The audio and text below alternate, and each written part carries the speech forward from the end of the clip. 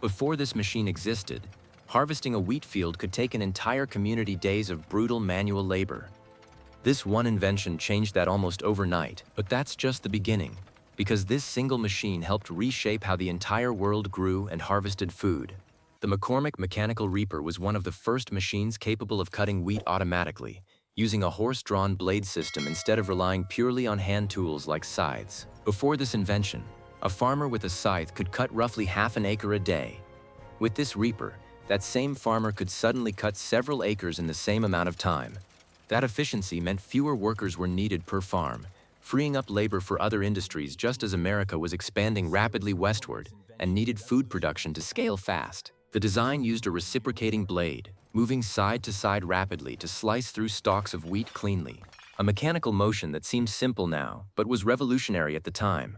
This machine is widely credited as one of the first steps toward industrialized agriculture, setting the stage for nearly every harvesting machine that came after it. There was a type of soil so thick and sticky that farmers called it the breaking plow's graveyard, because it destroyed every plow that tried to cut through it.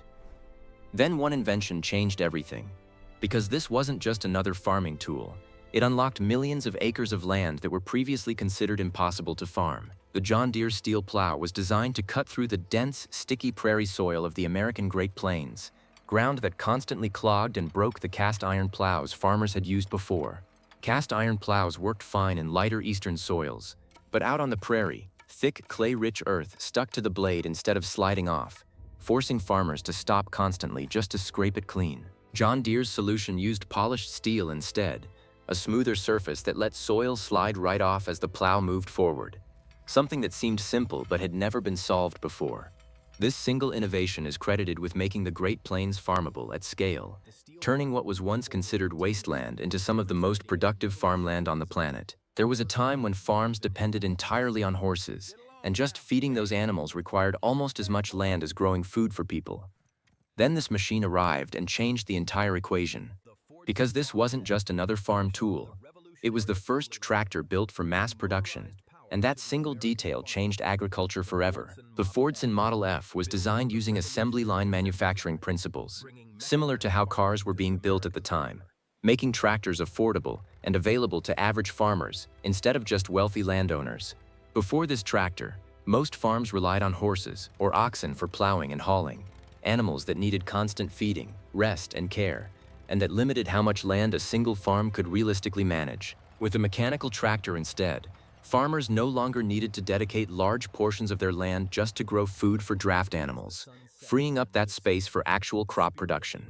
The Fordson could work longer hours than any animal, didn't need rest days, and could pull heavier loads consistently, transforming how much land a single farmer could realistically work. This tractor is widely credited with beginning the shift from animal-powered farming to mechanized agriculture on a global scale.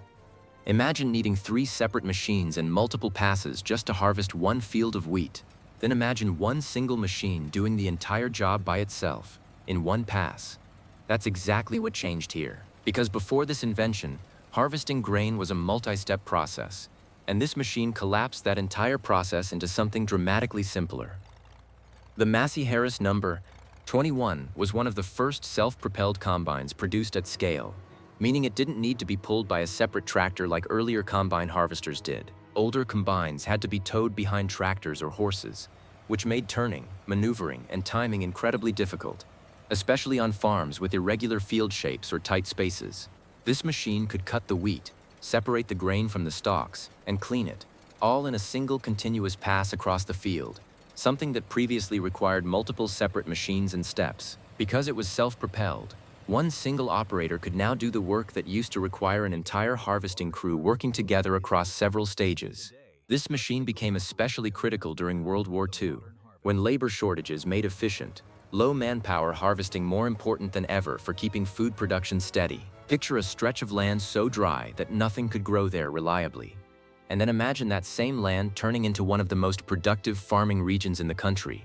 That's exactly what this invention made possible. Because this system didn't just help crops grow, it transformed entire arid regions into thriving agricultural zones almost overnight. The center pivot irrigation system uses a long, rotating arm, anchored at a central point, slowly circling a field while sprinklers distribute water evenly across the crops below. Before this invention, irrigating large fields meant digging channels or moving hoses manually, methods that were slow, uneven, and often wasted huge amounts of water in the process. This system solved that by moving automatically in a perfect circle, covering enormous areas with consistent water distribution, without requiring constant manual labor to reposition anything. That's actually why so many farms viewed from an airplane show giant green circles, each one representing a single center pivot system watering that exact area methodically. This invention is especially credited with making dry regions like parts of the American Great Plains and Nebraska viable for large-scale farming, turning previously marginal land into consistent, high-yield cropland. Picture a single machine doing the work that once required dozens of people picking cotton by hand across an entire field, all in a fraction of the time. That's exactly what modern cotton harvesting looks like now, because this machine represents the leap into high-tech agriculture, combining GPS, sensors, and automation into one incredibly efficient system. The John Deere 9970 cotton picker is designed to harvest massive fields of cotton automatically, using rotating spindles that gently pull cotton fibers directly from the plant without damaging the crop underneath. Unlike older methods requiring manual picking or simpler mechanical pullers, this machine uses precision guidance systems to navigate rows accurately, minimizing waste and maximizing how much usable cotton gets collected. Built-in sensors constantly monitor how much cotton is being harvested, adjusting machine settings in real time to handle different plant densities across the same field, without needing a human to manually recalibrate anything. GPS integration allows the machine to follow extremely precise paths, reducing overlap and missed sections, meaning farmers cover more land accurately with fewer wasted passes across the field. This level of automation represents just how far agricultural machinery has come, from a single mechanical reaper cutting wheat by hand-guided blades, to machines now guided by satellites harvesting entire fields with minimal human input. If you made it this far, you already know more about how our food actually gets to the table than most people ever will. Drop a comment with which machine surprised you the most, and subscribe for the next round of inventions that quietly change the world.